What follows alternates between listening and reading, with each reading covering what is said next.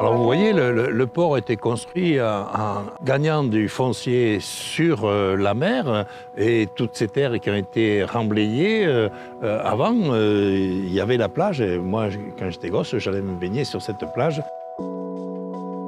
On voit toute la problématique de notre territoire coincée entre la mer et l'étang de Thau, avec des zones naturelles, des zones humides, des zones industrielles et les canaux de la ville qui donnent son charme, mais qui d'un autre côté font comprendre la difficulté d'aménagement de notre territoire. Et actuellement, on est arrivé à un stade où il n'y a plus de possibilité d'extension, donc il faut se reconstruire sur la ville, c'est-à-dire reconquérir des friches industrielles qui sont abandonnées, des zones qui ne sont plus en activité pour pouvoir continuer le développement de la ville sur le plan de l'habitat et le plan du développement économique.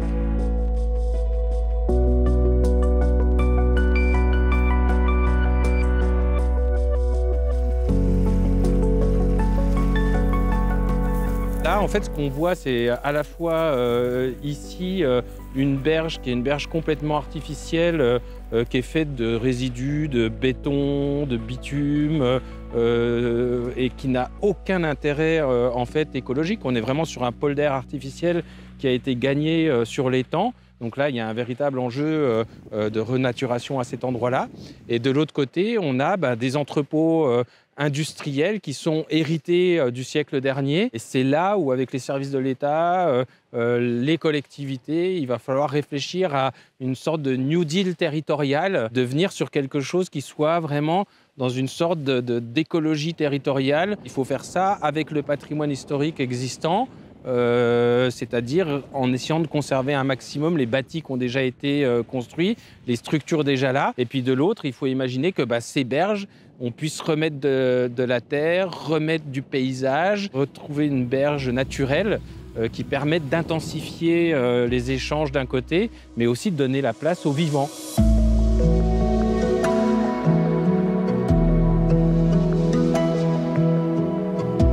Ici, on est sur le site de l'ancienne cimenterie Lafarge, avec les anciens bâtiments de l'usine Lafarge. On est juste en bord d'étang de Thau, donc un site assez exceptionnel qui laisse aujourd'hui deux grands espaces très bien situés à proximité de l'eau, mais encore inutilisés. Le pari qui a été fait sur cette démarche territoire pilote de sobriété foncière, c'était d'être innovant, d'être démonstrateur d'une autre façon de faire. Ici, on est sur un territoire très contraint avec loi littorale, zone inondable, zone industrielle polluée. Donc en accumulant toutes ces contraintes, ça pouvait sembler insurmontable de trouver une autre façon d'aménager ou de développer le territoire. Et cette démarche a permis de un peu sortir, prendre du recul, imaginer un aménagement beaucoup plus équilibré et vertueux que ce qu'il était possible de faire. Là, nous sommes sur l'ancienne carrière, en fait, dont était extrait une partie des besoins pour produire le ciment. Et finalement, sur ces 70 hectares, nous avons découpé la superficie dans 3 espaces bien distincts.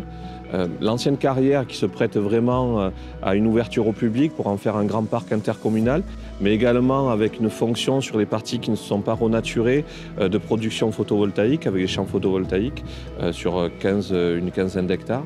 Une deuxième partie sur la partie vraiment où il y a encore de l'activité économique, où on veut réutiliser 6 hectares pour développer justement le secteur de l'écologie industrielle. Et puis ensuite, la dernière frange, plus dans l'étang de Thau, peut-être permettre la réutilisation des bâtiments encore existants pour que les habitants de ce territoire s'en emparent et puis puissent venir apprécier en fait la qualité paysagère de ce cœur d'agglomération qui est vraiment une spécificité rare. Pour l'établissement public foncier, accompagner un territoire qui est entré dans une dynamique de sobriété foncière, c'est beaucoup plus facile, beaucoup plus efficace et ça permet souvent d'aller plus loin et potentiellement plus vite, puisqu'il y a une conscience des besoins et donc l'identification des bons outils à mettre en place beaucoup plus rapide. Comment on repère, ça c'est la partie stratégique, les sites qui sont intéressants à fermiter, à reconquérir, mais comment également on identifie la temporalité de leur mutation et enfin, pour quels usages? C'est-à-dire travailler sur la sobriété, c'est travailler sur de la stratégie foncière de court, de moyen et de long terme. Et ça, c'est se donner le choix en tant qu'élu de garder la capacité de décider, de choisir l'usage qu'on mettra sur un site. Le mode projet qu'on a développé tout au cours de cette démarche, nous, le grand intérêt a été de concrétiser tous ces grands mots et ces ambitions de sobriété. Il fallait le rendre beaucoup plus concret pour que ça parle aux élus, pour que ça parle au territoire, de montrer qu'il y avait des solutions qui étaient concrètes.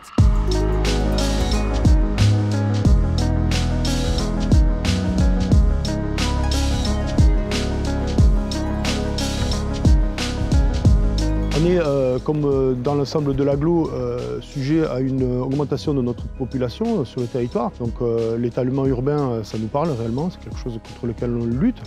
Et donc on s'est inscrit dans le programme TPSF dans le but de trouver des solutions pour densifier notre centre de village et changer un petit peu la donne, là où pendant les quelques décennies, nous avions beaucoup de création de lotissements avec des très grandes parcelles, avec des piscines individuelles, des grandes surfaces. Nous sommes en ce moment dans le lit de la rivière Lavenne qui traverse notre village de Montbazin. Cette rivière est bétonnée, comme vous le voyez, elle est canalisée, elle n'est plus dans son état naturel, puisque vous constatez que cette rivière nous coule très peu. En ce moment, elle est quasiment à sec. Et dans le cadre de cette étude TPSF, nous avons considéré plutôt la rivière comme une opportunité, comme une possibilité de cheminement doux à l'intérieur du village, un trait d'union entre les différents quartiers et éventuellement également des îlots de fraîcheur qui pourraient être valorisés dans le cadre du changement climatique.